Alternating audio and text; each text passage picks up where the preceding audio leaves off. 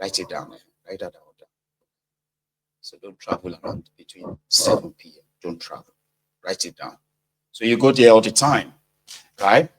And they brag on the internet all the time as well that the Nigerian airports has become so upgraded, so nice, so this and that. But somebody said, nah, almost everybody went to that place get body odor, including the travelers. I don't know. Body odor inside the city where they smell. Yeah? VeryDarkMan don't return to Nigeria and waiting will come and back. Somebody where they poo for the side of the road in the mega city. Back up, waka, back up. Kachukutuma boroba.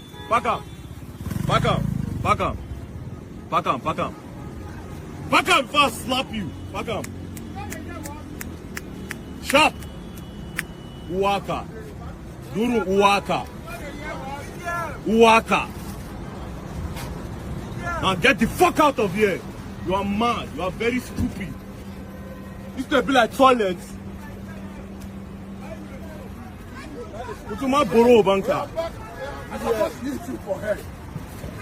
Get out of here. Just enter Lagos. See the first thing where the food they for road they do. They shit for road. That get talk down say Lagos they smell. Nobody even talk anything. Nobody. Come on, get out of here. Idiot. For road. Foolish cow. Say be like animal. You don't get shame. Clown. I just touched down Lagos. Nah. From Ghana. Kokopi just come carry me. As they come, the bridge, that's the Ikeja bridge that will take you to the airport. We just come with motor, lights just flash. On top the bridge, now where that guy stay, the sheets. On top that bridge. If motor light flash in face, he go turn. We reach for another we say, wait. Now see that guy the shit too. For corner and tell him stand up. Guess what? A lot of people have been passing. They see that guy they do that thing. None of them agree stop. Meanwhile, that guy toss a Lagos the smell on the face. None of them agree stop. None of them. Everybody go just the shit for streets. I mean for main road though, where cars were passing. Oh, God damn it, man. Anyway, there is more. But I want to hear this pulpit message from this man from is it Enugu? Very often the church has always been building churches. They should build industries, build factories.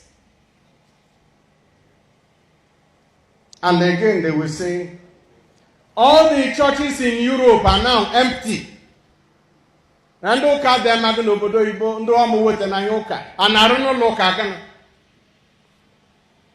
I will answer you. Any human being who puts his personal development first before his relationship with God is likely to sacrifice other human beings for his personal development. But a human being who allows his relationship with God to direct his development will always consider other human beings in his pursuit of personal development. Onye jiro onwe eburu ụzọ ga-echete Chukwu ịnọchite ụzọ zọgarukwu nishi. Maka na ọ bụrụ na egwu nke Chukwu adaga, industry can become industries of human destruction. The churches in Europe may be empty now, but for nearly 2,000 years, they built up a culture, they built up a tradition of respect for human values, independent of individuals. Before KJB Ndocha Nehene Yanumat, Monubile Chizule, Goma, Egbunu Mamado. Europeans were idol worshippers, sacrificing human beings to their gods before they encountered Christ. And when they encountered Christ, all that changed.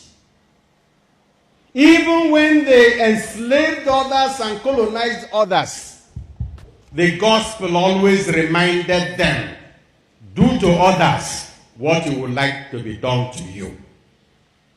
There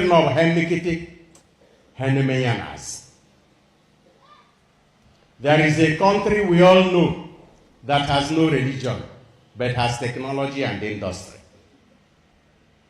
That country is driving technological development in the whole world now, and that country is China.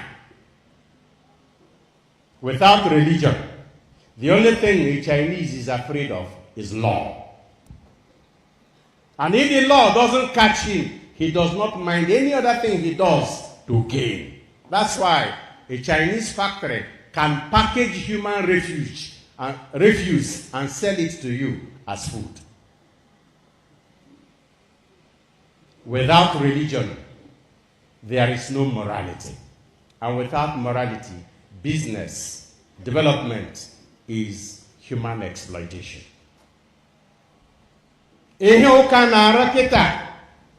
But to form people is under man. Onyazmara, onwem industry, or maran and an army or bomunke chukumo mad. Onyazmara, onwetego, ochete, no wearing the gate. Onyazmara, all bad government, ochete, no wearing on a genos. The church builds human beings and their consciences so that when they have opportunity, they will behave like morally. As they should. Yeah. Let me make you understand the message. So the man was preaching about the fact that you see, more and more people are no longer believing in this imaginary God. As they are watching their pastorpreneurs, as they are watching their Mama Geos, Baba Geos, building these mega churches, mega schools that their children can't really attend.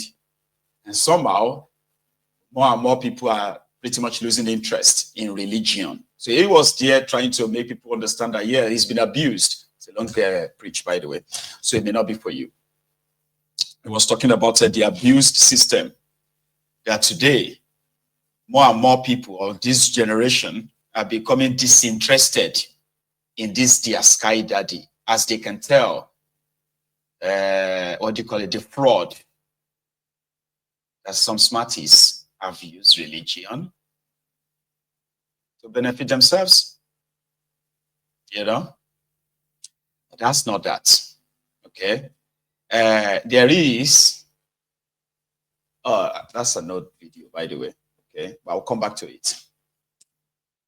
So 3 days or 4 days ago, was it 4 days ago or 3? 4 days, yeah. When it went viral, the news of Wike's collapse. And this was after the chief of, head of service of River State, right? Wike guy, right? Resigned and then dropped the bombshell of what he accused the Fubara of, looting as well as arson, which is the bombing of the Status of Assembly, blah, blah, blah. So Wike was said to have collapsed. Some said he was dead. Others said he was flown to France for medical treatment. So I didn't see any evidence of all of that. And I went on Mayogun's Diary Political on Facebook to say, there is no evidence that Wike collapsed. Well, as usual, because there are those who knew that it didn't collapse. There's no evidence of it, but they wanted the news to be true anyway.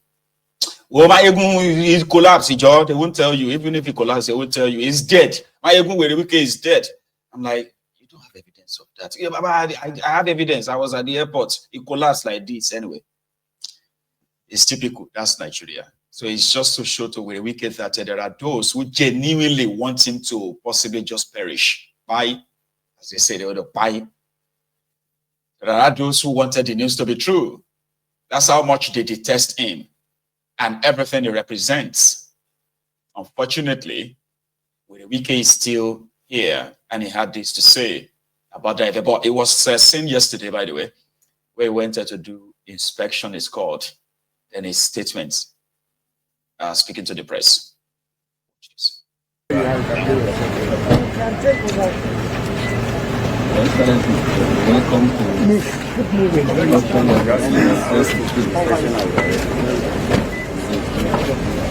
Welcome to right, your this side is the summer side, it's already connected to Aspa. And this side is the bridge. This is the bridge that we came last time. Yes, sir. From the other side, so we can see.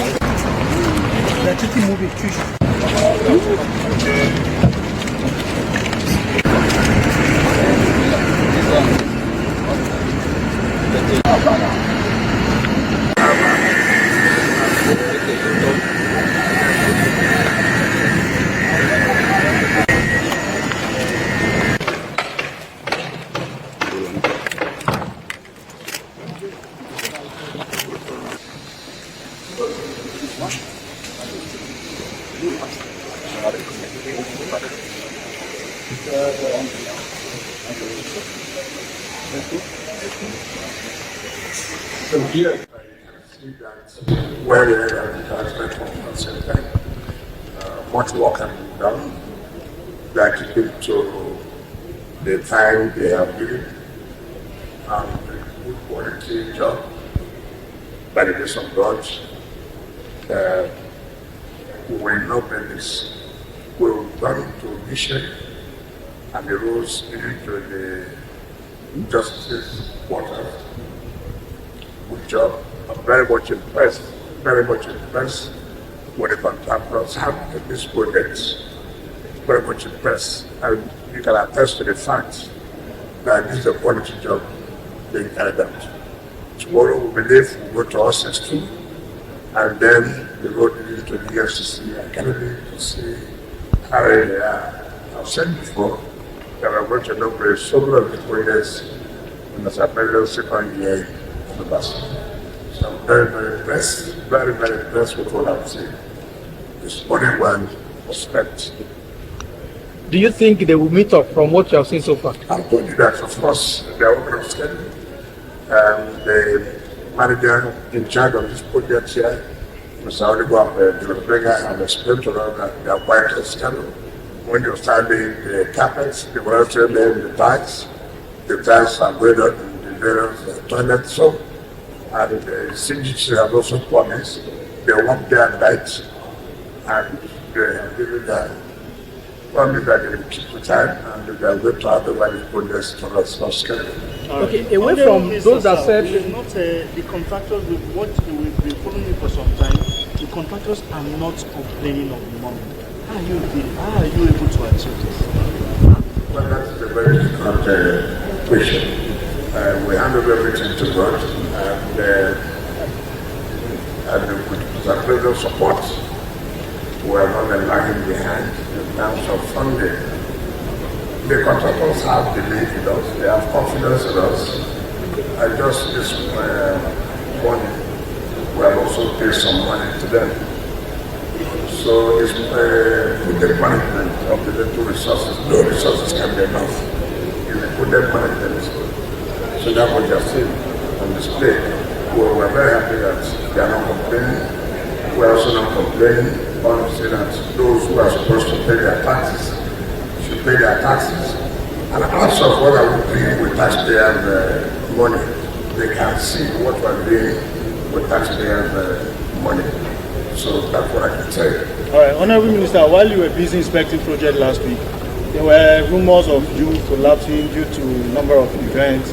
You were so busy engaged in official issues, and at some point you had to collapse, and then you were rushed to France. Please, could you respond to this? I don't want to give credence to people who are only interested in terror. First of all, the human being, it is not a ghost that will collapse.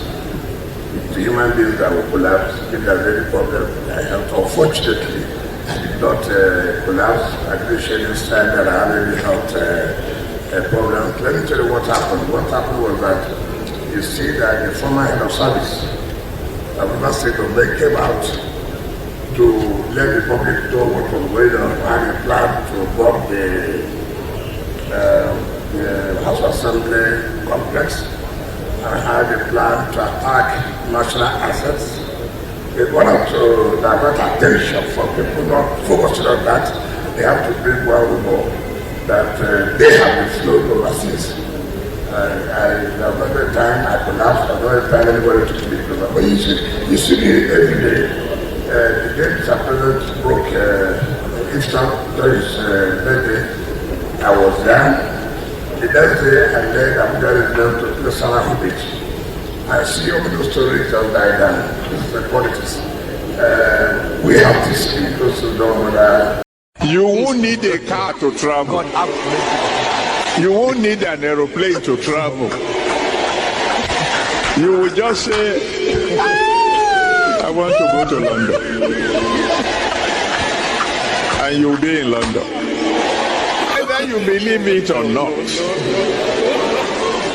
the time is coming when you won't need a car to travel.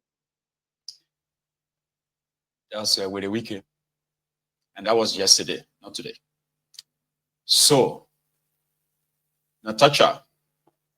Senator Natasha Akpoti-Uduaghan, who is now Akpabiole's nemesis, she has now promised us that she's going to give us the evidence in due time, in due course, that she will release the evidence of the sexual harassment, the allegation against Akpabiole, the godless Akpabiole.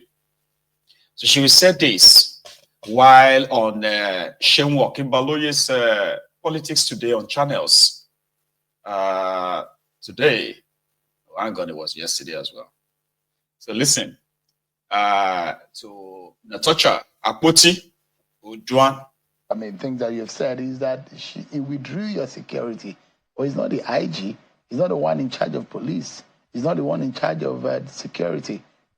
It was one of the conditions of my attached to my recall. You know, there are about 6 of them.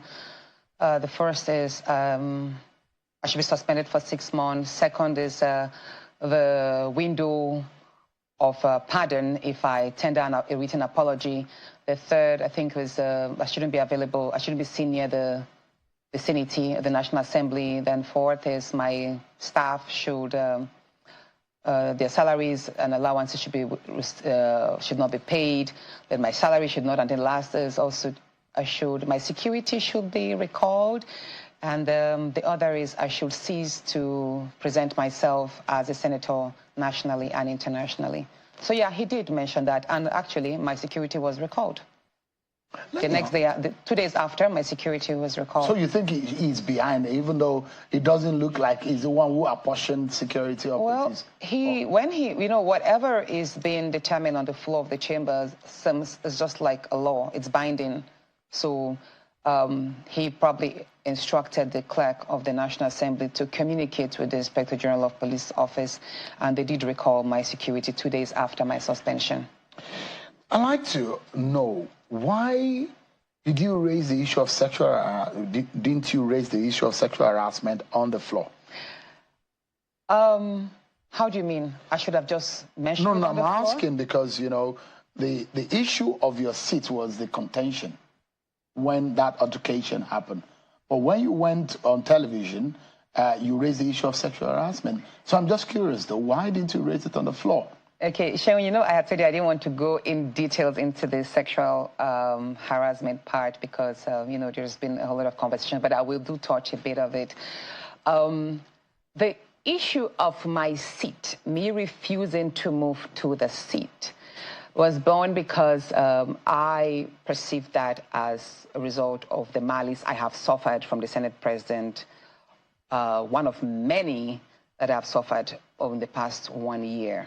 And I knew that it was coming from a point of anger and hate from the Senate President. And he decided to move me from my seat in order to kill my visibility. He moved me to a far corner near where the chamber staff sat.